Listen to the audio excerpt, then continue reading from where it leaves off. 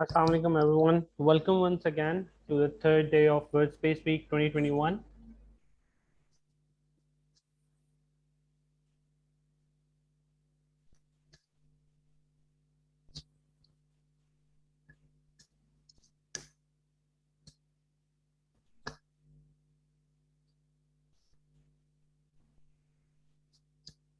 Okay, so today we are here with our next lecture that's on high altitude platforms, commonly known as HAPS, Earth applications. And today our presenter is Ms. Sabahat Naim. Ms. Sabahat Naim graduated as an aerospace engineer from Institute of Space Technology in the year 2020. Her research interests are in the field of fluid mechanics. Currently, she is working as a research assistant in Small Satellite Technology and Research Lab, otherwise known as SSTRL Lab, and designing the altitude determination and control subsystems of ICubeN. Thank you very much, Ms. Sabahat, for being here with us today. Now, I would like to call Ms. Sabahat to please continue with her lecture. Thank you so much.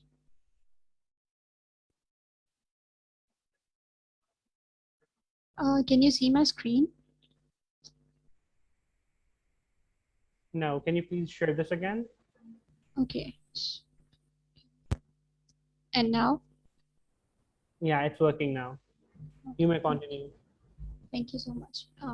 Okay, Assalamu alaikum everyone, and good afternoon. My name is Sabahat Naim, and I have done my bachelor's in aerospace engineering from Institute of Space Technology, and now I'm working as a research assistant in Small Satellite Technology and Research Lab, which comes under NCGSA, that is National Center of GIS and Space Applications. Currently, I'm working on the control system of ICubeN, and today our session will be on the high altitude platforms, HAPs, or we also call them HAPs, and then we are going to discuss some of the Earth applications of these high altitude platforms. So let's formally begin the session.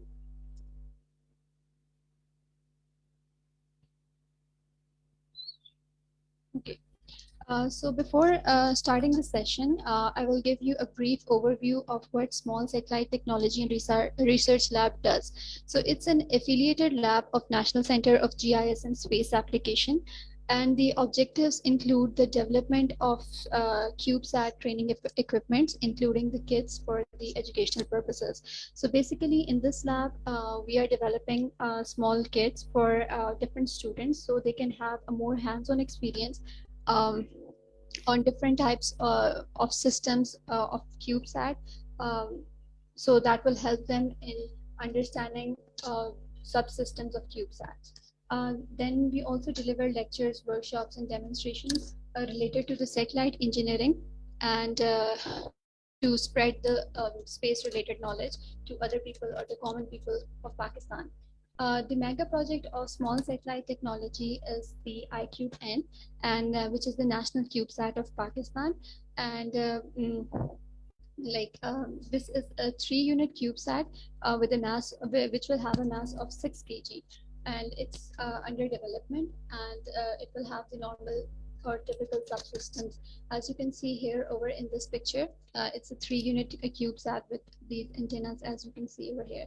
And the next picture is basically the internal structure of 1-unit CubeSat, which has the like you can see the structures. There are antennas and solar panels and the internal structures and the typical subsystems, including the attitude determination and control systems, payloads, onboard circuit computers, and the communication systems, etc. Some of you might know that IST has launched a CubeSat of like 1-unit CubeSat before in 2013, and now it's working on this 3-unit CubeSat. So for your participation in ICubeN development, you can contact the focal person in your school, college, or university. You can always contact us on Facebook, Instagram, YouTube, and our official website. So this presentation and this session will include the introduction to the high altitude platform, We will go through the literature review, which includes the atmosphere of Earth and the history of stratospheric vehicles. Then we are going to discuss some of the Earth applications of these HAPs or HAPs, high altitude platforms. And at the end, we are going to discuss some of the technological challenges that we face in designing these stratospheric vehicles. So this is the outline for our presentation.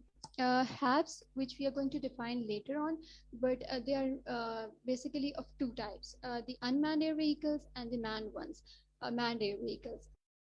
And air vehicles are basically the airplanes that fly in the stratospheric region. The unmanned air vehicles are further divided into three types. These include the air balloons, airships, and pseudosatellites. We are also going to discuss some of the Earth applications, including the remote sensing, pollution monitoring, radio monitoring, telecommunication services, ground station support, agriculture support, broadcasting, and many others. Then at the end, we are also going to define some of the challenges, we describe some of the challenges that we face while designing the HAPs. So this is the atmosphere of Earth. You might have studied in your science book about the different layers of atmosphere. So basically the Earth atmosphere is divided into 5 layers: troposphere, stratosphere, mesosphere, thermosphere, and exosphere. So the troposphere is basically that layer which is like our immediate atmosphere. You can say that we breathe in troposphere. This is the immediate atmosphere of Earth that we are directly in contact with. So it ranges from the sea level, that is 0 kilometer to 12 to 18 kilometers. So our mostly our aircrafts, including the jets, the training aircrafts, fly in this region. But normally there is turbulence because of the different obstacles that are present in the troposphere region here, over here. So we prefer to fly the aircrafts or the commercial, like mostly the commercial aircraft in the lower stratospheric region, not in the troposphere, because of the turbulence that it faces during the flight. Okay, so you can see over here, there is temperature mentioned. So with the increasing altitude, the temperature decreases. Like at sea level, if it's 15, and if you're going upwards, the temperature will decrease to minus 56.5 degrees centigrade. So because with increasing altitudes, the pressure decreases, and so the temperature drops. Then comes the stratospheric region. The stratospheric region extends from 11 kilometers to 50 kilometers, and like in contrast to the tropospheric region, the temperature in this layer increases. Why? Because of the presence of ozone layer. Ozone layer, you might have studied as basically an O3 molecule, oxygen 3 molecule, and the purpose of ozone layer is to absorb the ultraviolet radiations, the harmful ultraviolet radiations that are coming from the sun, which heats up the atmosphere. Because of the presence of those radiation and absorption of those radiation, the stratospheric region is hotter than the tropospheric region, and the temperature rises with the altitude. Then the third layer is the mesosphere. Mesosphere extends from 40 to 50 kilometers, or like 80 to 90 kilometers. The rocket launches, or you can see the asteroids and meteoroids, they are all present in this region. The temperature of this region decreases with altitude because there is no ozone layer present. So next come the thermosphere. You might have seen in some pictures, like there are aurora lights that are present in the northern hemisphere of Earth. So these aurora lights are basically present in this thermosphere region, which extends from 90 kilometers to 800 kilometers, and the temperature increases. Why the temperature is increasing? Because the atmosphere is becoming closer to the Earth. And then comes the exosphere. In exosphere, we have the space shuttle system that launches the satellites, and it ranges from 800 to 3,000 kilometers. With you can see that the temperature is very high in this region, that is 1200 degrees centigrade. So now we are going to discuss the different types of orbits. Originally, there are many types of orbits, but we are going to discuss the three major ones, which include the LEO orbit, a low Earth orbit, MEO orbit, and EO, medium Earth orbit, and then finally the highly elliptical orbits, or HEO orbits. So LEO orbits are very close, or in the lower Earth region, and they are very close to the Earth, and they are used for the communication and remote sensing satellite systems, as well as the International Space Station is present in the lower Earth orbit region. The medium Earth orbit is normally used for the navigation systems, including the global positioning systems, and then comes the highly elliptical orbit. Highly elliptical orbit is the one end of highly elliptical orbit is closer to the Earth, and the other one is more distant. And these satellites are used for normally communication, remote sensing, and many other applications. So now we are going to define what HAPs are. HAPs are like air vehicles that can fly at an altitude of 18 to 20 kilometers or above, or we can say that those air vehicles that can fly in the stratospheric regions, and normally they are used for the telecommunication networks, and they are used for performing remote sensing for civilian and the military aircraft. As you can see over here, this is air balloon. These include the air balloon, airships, and pseudo satellites, etc.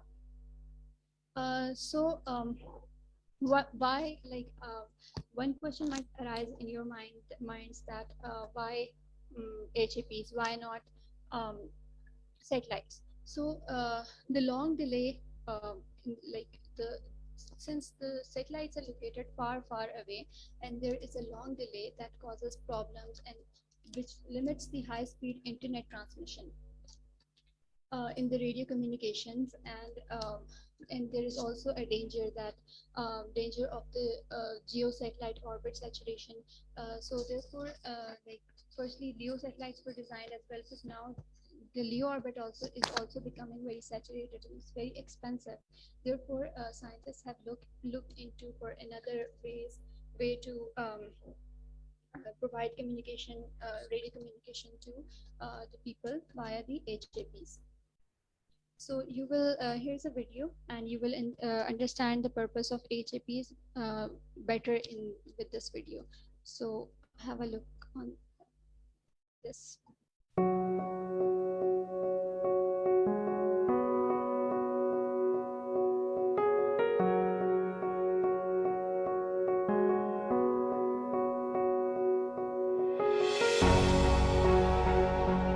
Above the clouds, up in the sky, bordered by space, is the stratosphere. SoftBank's next-generation telecom system. High Altitude Platform Station, HAPS. With 78 meters of wingspan and 10 propellers, HAPS is a lightweight aircraft flying at 110 kilometers per hour. The large wing surface is covered by solar panels. In the stratosphere, there is plenty of sunlight during daytime, and the weather is mild throughout the year, with little change in the wind speed. This condition makes a long-term, stable flight possible. The aircraft flying in a certain area for months, powered completely by the sun. One HAPS operates as a cell site with radio coverage of 200 kilometers in diameter, which delivers a telecom network serving the entire ground. Standby aircrafts are always ready to take off for maintenance and emergencies to offer constant, stable services to customers.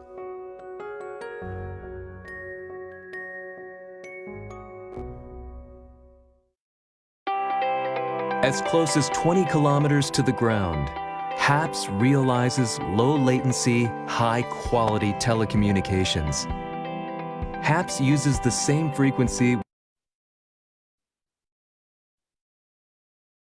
with the one from on-ground cell sites, so existing devices will work without any upgrade. A system is used where HAPS does not interfere with the on-ground cell sites.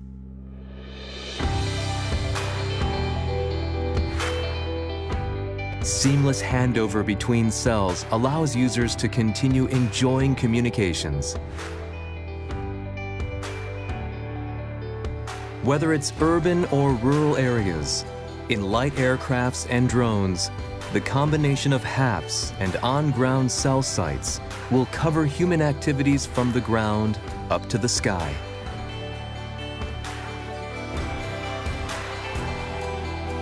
HAPS can serve as critical rescue and recovery infrastructure to bring stable telecommunications to people.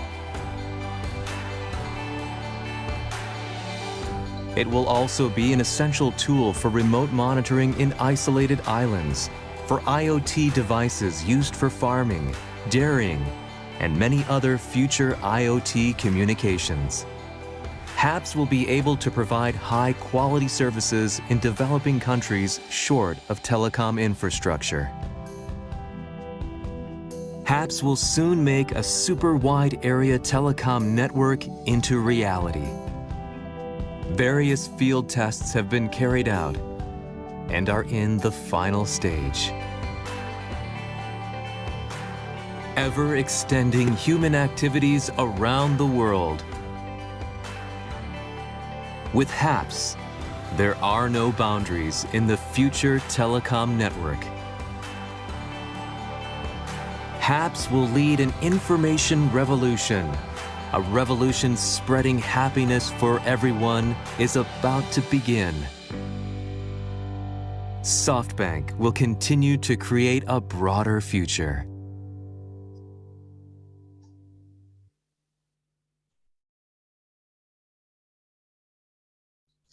Okay, so this video was about a particular HAP that was a pseudo-satellite. So apart from the pseudo-satellites, we have airships and air balloons as well. So now we are going to look into the different projects that have been there in the history, and some of them are still going on of these HAPs or the unmanned air vehicles. So first one is the high altitude platform. This was basically an airship, and the project started in 1969 to 1970. And the purpose of this project was to analyze the feasibility of a platform for the high altitude reconnaissance. And it operated at an altitude of 21 kilometers. So here is the picture of high platform 2. This was an airship. Second one was the Airbus Zephyr, and it was a pseudo-satellite, started in 2013, and it's still going on. And the purpose was to connect the isolated people across the globe with the longest continuous flight durations of HAP, with a median flight of over 25 days. So this was the longest flight that was seen of these HAPs, and it was about it lasted for 25 days. It was a solar flight, and this pseudo-satellite relied on the solar energy with secondary batteries, and they were charged in daylights to power the for the power that was required for the night flight. And it operated at 18 kilometers. Then there was Thales Stratobus, and this was an airship. It started in 2014, and it's still going on. And the purpose was to provide a 5G telecommunications, and its maximum altitude that it attained was 20 kilometers. This Thales Stratobus had the feature of carrying a very large payload of about 450 kilograms, and its mission was to stay into the atmosphere for 5 years. Mission time was 5 years. Then there was Facebook Aquila, and these Google Solar 50. So many of the projects of HAPS were started by Facebook and Google because many of the remote areas could not access to the wireless communication or internet. So for that purpose, Facebook and Google thought of developing these hubs. Both of these like companies started these projects. So Facebook Aquila was a solar powered drone, and it was a solar satellite. It started in 2014, but due to several accidents and incidents, it ended in 2018. The mission was to provide a broadband coverage for remote areas in 80-kilometer radius and 90-day flight duration. The highest height it achieved was 26 kilometers, and it was a flying wing configuration. As you can see over here, there is no fuselage. It was a flying wing configuration.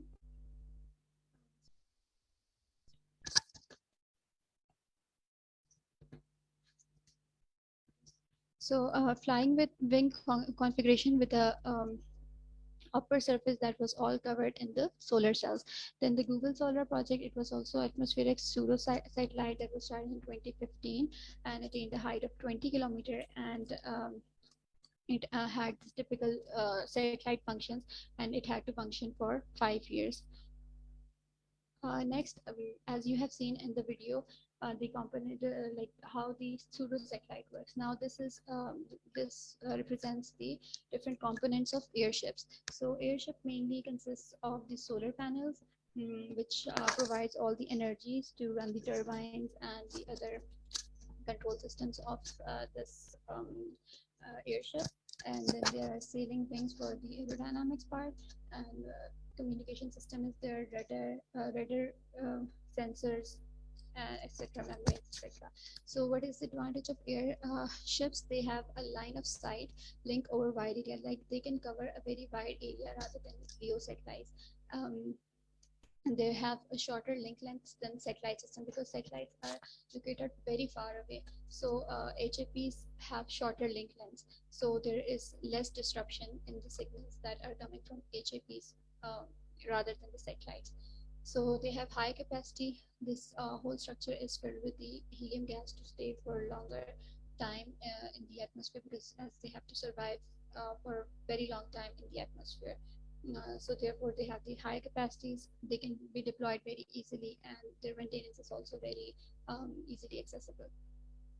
Then there were like air balloons project. These also come under UAVs, and two main projects were the Loon project and high altitude shuttle system. The Loon project was started by Google, and the mission was to create a network of stratospheric balloons to provide internet access in remote areas. So it started in 2012, and it was going on till March 2021, but then they decided to end this project, but it's still going on in some of the far-flung areas like Africa and other remote areas. The altitude that it achieved was 20 kilometers for 100 days. They all used energy from solar panels, and they are used for commercial services and access of internet in Africa and other remote areas. Then there was a high altitude shuttle system. Its purpose was to test a high altitude glider to help evaluate how advanced surveillance technologies could be used to track the winged vehicles returning from space. And it was launched in 2016.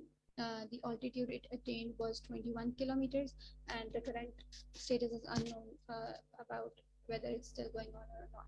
So here you can see this was the balloon that was carried by this aircraft into the atmosphere. Then there are manned air vehicles. So mainly these types of air vehicles are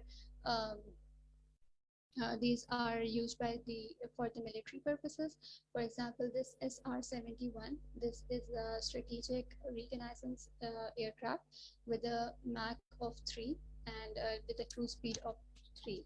So it can operate 3 times faster than the speed of sound, and the highest altitude it attained was 26 kilometers. So it's also known as Blackbird. Then there is Global Hawk, and it's also a surveillance aircraft, and the Mach number is 0.46. It operates at 18 kilometers. And then we have finally the Lockheed U2. It's also strategic reconnaissance, and MAC number is 0.75 at altitude of 24 kilometers. So here is a comparison of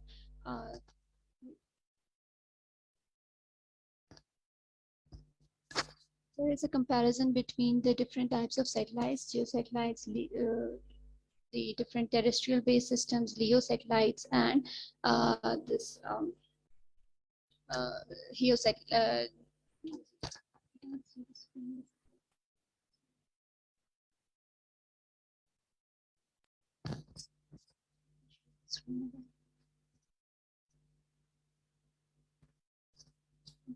So it's a comparison between the geosatellites, HAPs, LEO satellites, and terrestrial based system. So if you look, okay. So if you look for the launch and insurance cost, you see that for the satellite systems, it's very high, like 40 to 80 million rupees for the satellites. LEO satellites are also very costly, and geosatellites are very costly too. But the HAPs are of lower cost, and the terrestrial based system, that is the base stations that are located on the Earth, they do not require any launch, so their cost is very low. The satellites that are required for the system operation is one in each case, except the LEO satellites that are required, like more number is required in this case. Then the construction cost is very high for the satellites, but it's low for the HAPs and the terrestrial based systems. Then the dispersion losses are high in case of the satellites, like you can see over here. The dispersion losses are high in the both the satellites, but they are low in the terrestrial base stations as well as HAPs. Then the power requirements are high in the satellites, but they are low in case of terrestrial base stations as well as HAPs. Then indoor coverage is not available for in case of geosatellites and LEO satellites, but they are available for HAPs and terrestrial based systems. So you see that HAPs and terrestrial system have more advantages over geosatellite and LEO satellites. So then there is delay as well. Energy requirements for the satellites are more, and for HAPs and terrestrial base stations are comparatively less. Next is the coverage of one satellite. So one satellite covers up to 40% of Earth's surface in case of geosatellite, and up to 2,500 kilometer radius in case of the LEO satellites. But the HAP can cover up to 500 kilometer, and here is the major difference between the terrestrial based system and the HAP. The terrestrial based system is like it covers a very small area, that is 30 kilometer radius, but in one HAP can cover a larger area, that is 500 kilometers, and that's what you saw in the video earlier as well. And then there are further details that full coverage for if you want to cover the whole Earth with satellites. So 3 satellites will be required by the for geosatellites to cover the entire Earth. The global the LEO satellites, 12 to 66 satellite will monitor the entire Earth, and the base stations cannot cover the Earth, and local or regional several interconnected platform can cover most of the areas on Earth, but not the entire Earth. So these are the advantages of the HAPs and terrestrial based system over the geosatellites and the other ones. So here is also a comparison between geosatellites, the satellites that are launched in the middle Earth orbit, and the Earth orbit, and the HAPs. So 3 geosatellites are enough for the full global coverage, or 10 to 30 are required for this orbit, and 100 plus are required in case of the orbit. So times per hour, 24, this will provide coverage 24 hours because it's synchronized with the rotation of the Earth, and the middle Earth orbit they 5 to 12 hours. They can provide information for 5 to 12 hours, and then this one, and time and site per gateway is given. Okay, geo satellites will always give time and site per gateway, and this gives 2 to 4 hours, and then we have 15 minutes, and HAPs will always give the time and site. If we talk about the mass, geosatellites have a very high mass of 3,500 kg. The middle Earth orbit satellites have lesser mass as compared to the geo ones, and the LEO can vary from 5 to 1,000. But the balloons or the HAPs or the pseudo satellites weigh very less, about less than 100 kilograms, or the 320 kilograms. And the lifetime, you can see that lifetime of a geo satellite is 15 years. Then we have 12 years for MEO, the less than 5 to 7 years for LEO, and greater than 5 and for balloon, and greater than 8 for aeroplanes. As we have just discussed before, the major reason for developing the HAPS was to provide internet and the radio communication in the remote areas. So here is an example from Kenya. So you can see that this figure illustrates the mobile operator coverage in Kenya. So it shows that more than half of the country is without basic connectivity. They do not have any access to any of these like radio communications, including the cell phones, the internets, and other activities. So now we are going to look into the different types of Earth applications of these satellites. So in this figure, you can see that how these networks work. There are the satellites that are operating in the uppermost region, and then there are HAPs or HAPs that are located below the satellites in the lower region, and these balloons, and how these HAPs interact with the satellites and then provide data to these data and help us in the different Earth applications, like for example parking, different user activities, like you're using internet on your laptop or phones, and then if there is an accident that is going on, with how these HAPs will help. So we will discuss this one by one. First one is the traffic communication, then pollution monitoring, military surveillance, natural disaster management, and data analysis. So HAPs help in the monitoring of ground vehicles, aircrafts, and ships for traffic control, and also they can be used for the security surveillance and the position information. Special, you can say the special missions such as the detection and the location of the stolen cars for the police and defense authorities. They can also be very helpful in the real-time vehicle trafficking, like for example, you're using Veeam or Uber or any of these apps. So these apps require your real-time location. So HAPs can be very helpful in those as well. Then they are useful in managing the different fleets of vehicles. You can monitor the traffic flow of a region. Then there is like if there is an accident, you can identify, the HAPs can help identifying the accident location. They also help in the road navigation, the electronic ticketing system, the passenger entertainment services. And there are lots and lots of uses of these in traffic communication. They are helpful in the road traffic management, like traffic police. They are very useful. The data that they will provide will be very useful to the traffic police, and it will help in the traffic resolution of the driving behaviors, and they also help in the management of different routes and the vehicle tracking, both on by road and by air as well. So then comes the pollution monitoring. To control the pollution, you must know that what are the different levels of pollution in certain areas. So HAPs provide very useful information relating to the pollution monitoring. They help in the surveillance of the pollution for the different environmental conservation process. Then they also include the monitoring of different concentrations of carbon dioxide, ozones, different radiation levels. For example, if there is some industrial area, where there is a lot of radiation, so HAPs can provide data of those radiation levels, even at high altitudes.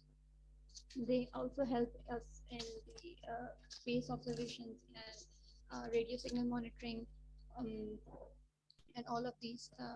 Then comes the military surveillance. The HAPs are very helpful. HAPs are very helpful for military purposes as well. Um, like HAPs or HAPs, they help in the national and regional coverage of commercial and military radio communication systems.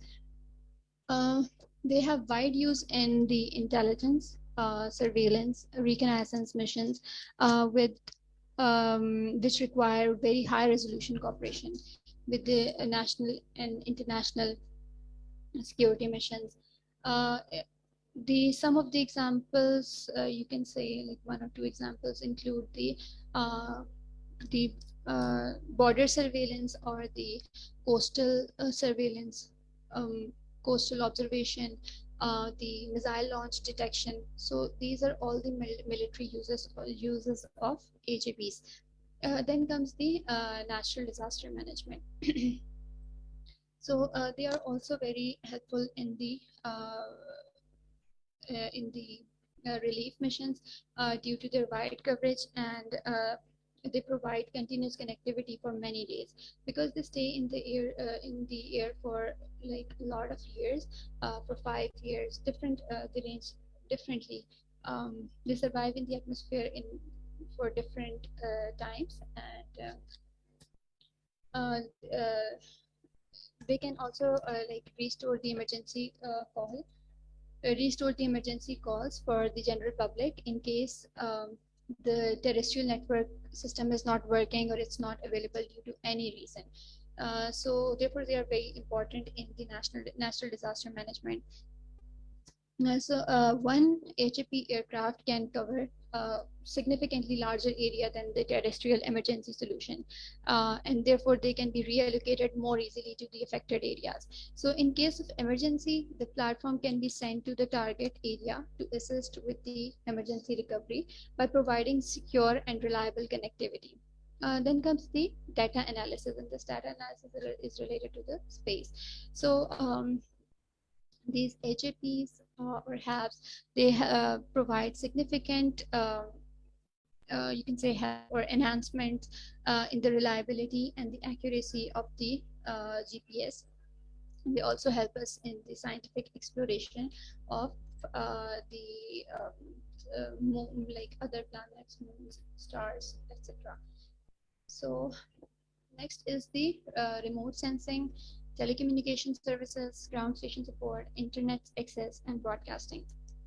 So the major applications that we have been discussing so far is remote sensing. So high altitude platforms are helpful in the remote sensing of regional weather conditions for forecasting and atmospheric data gathering. They also help, they also help in the data collection or data gathering, including the different types of hurricanes that are expected to come. They are used for the monitoring their severity levels, etc. And they're also used for the automatic control and telemetry data collection. Then we have the telecommunication services.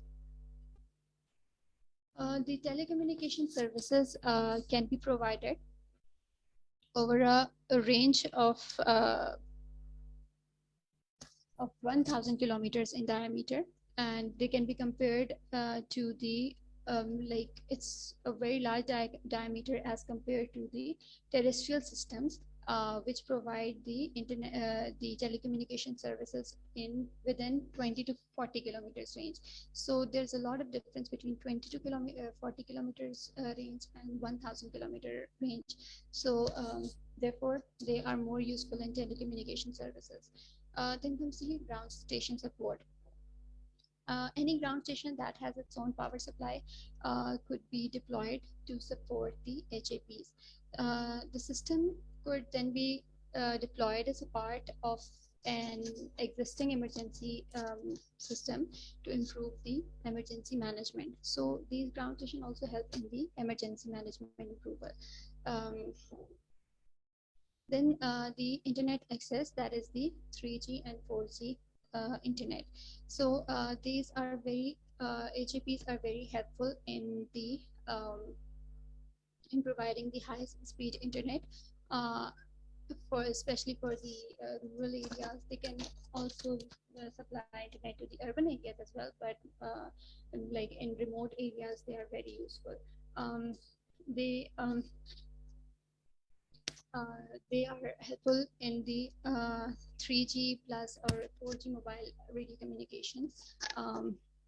And the next one is the broadcasting. They also provide the broadcasting coverage, including the voice, digital audio, high definition television for the distances up to 1,000-kilometer radius.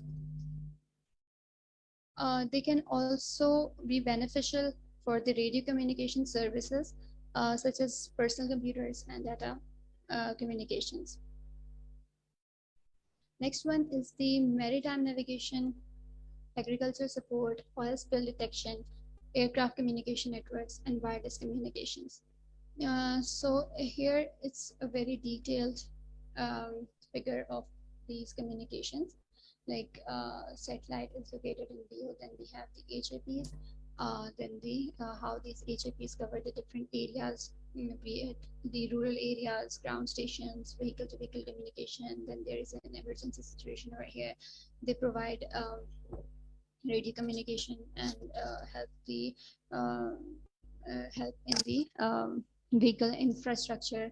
They provide the 3G, 4G networking. Plus, they're also used for the maritime navigation. So, for example, if base stations or terrestrial systems can be used for the ground part on the earth, but normally for the monitoring of sea and the ships, an HAP is more useful. So, for example, if there is a pirate ship attack, or there is a or you want to monitor traffic flow in sea, and you want to keep a check and balance on the ships that are used for the imports and exports, or you want to do the surveillance of an accident that has occurred within the sea, so, or you want to monitor some hurricane. So for all of these purposes, HAPs are very helpful. Then there is an agriculture support. In the agriculture support, in the agriculture, since these HAPs are very useful in the weather forecasting, they can predict the rainfall, the drought conditions. So it's very useful. These are very useful for the farmers as well. Sometimes a locust attack is also predicted before time, so they can take the necessary measurements. So they also help us in keeping the check and balance of the crops. Then there is oil spill detection. Oil spill detection is basically during the import and export of during the imports and exports via the ships.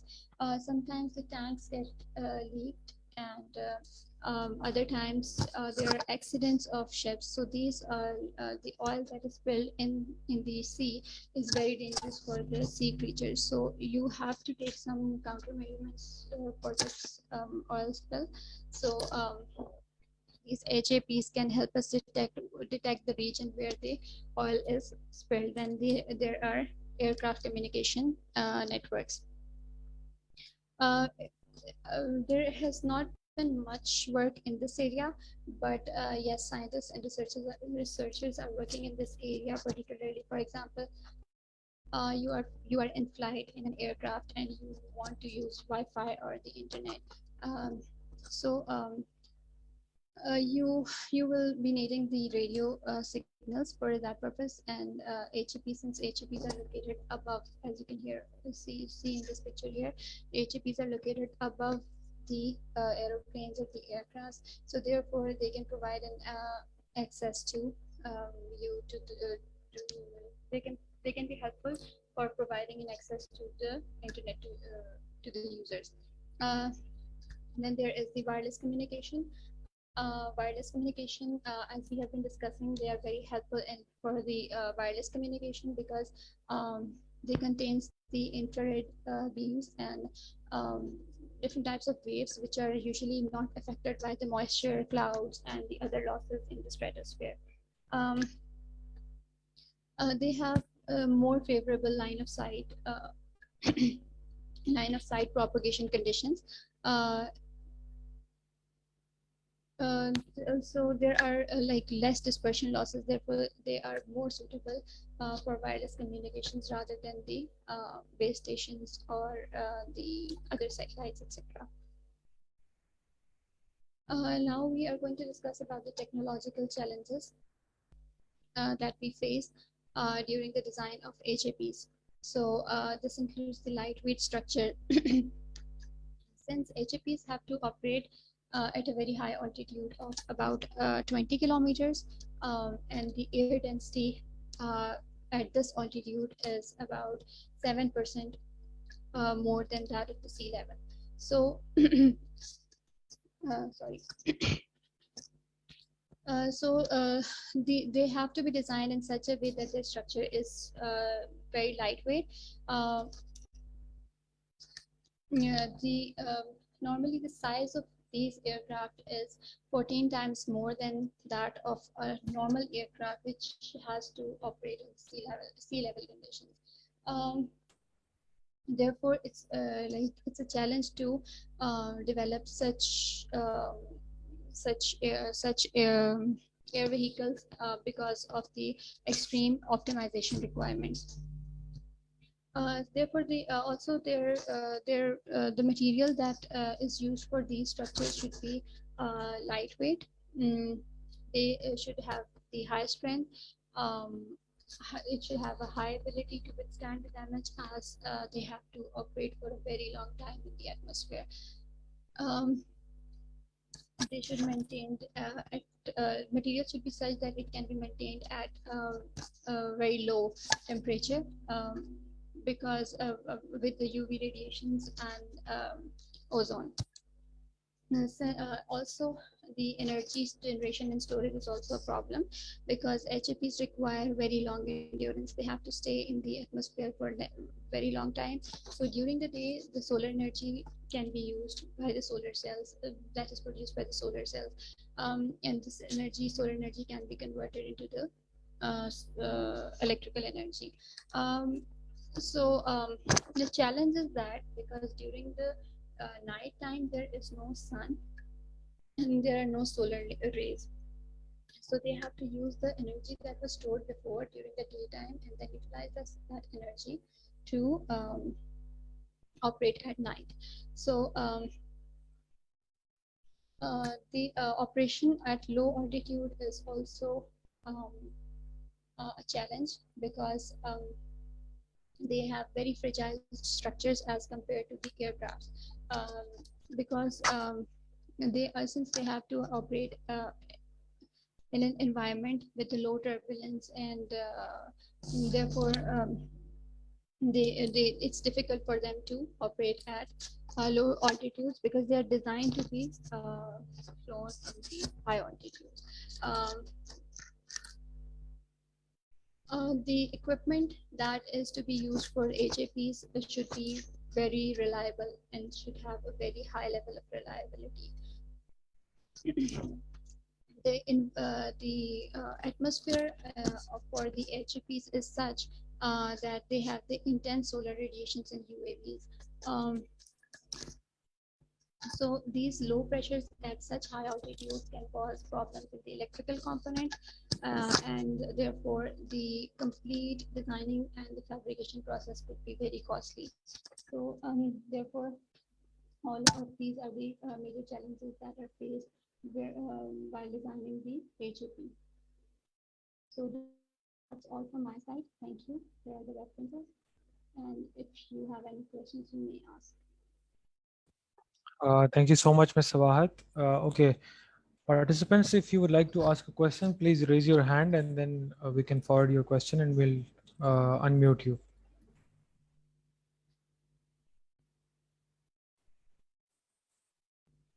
Or if you want to ask a question, you can just send in to the chat box and Ms. Sawahat will try to answer that.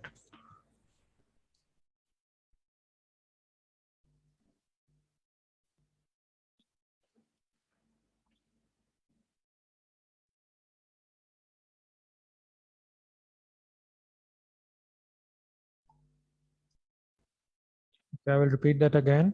Participants, if you have any question that you would like to ask regarding this lecture on high altitude platforms, you can ask Ms. Sawahat right now, so she may answer your questions.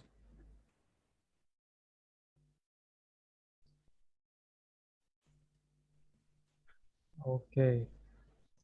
That's all. I guess, okay, so Ms. Sawahat, if you can please unshare your screen. Sure. So we can take a group photograph. Okay, participants, you may turn on your cameras now. We'll take a group photograph and then we'll end the session.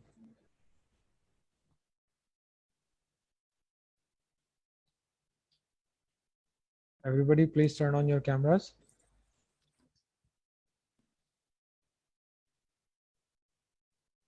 I see only a few of you. Change my position.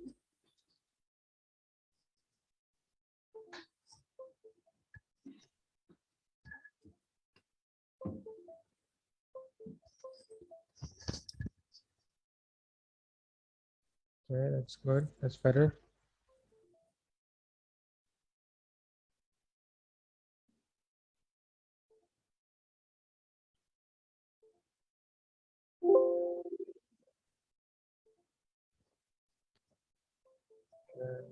If the rest of the participants can also turn on their camera, so we can take one more picture and then we'll end.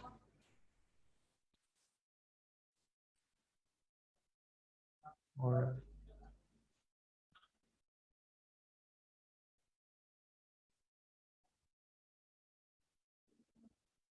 Okay, thank you so much, Mr. Awad, for that wonderful lecture on high altitude platforms. Thank you so much, all the participants of World Space Week. Thank you so much, World Space Week 2021 participants. We have another lecture coming up, and it is on galaxies morphology, identifying uniqueness. The link will be shared with you in the WhatsApp groups, and it is from 3:30 up to 4:30. So it is starting within half an hour, and see you in the next lecture, inshallah.